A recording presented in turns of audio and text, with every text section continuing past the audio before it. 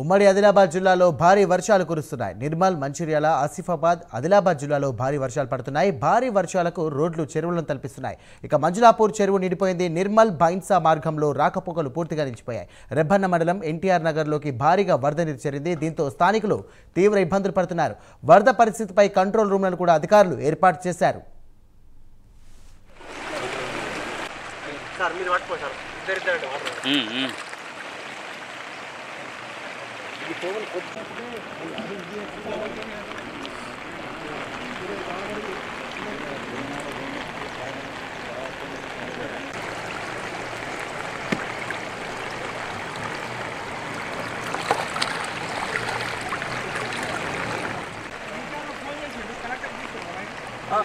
Live లో తీసుకున్నాం. Collector ఏడు ఉన్నాడు.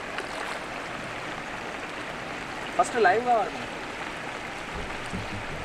మనదేనా ఛానల్ కట్టుకుంది అటు లోపల వెళ్ళి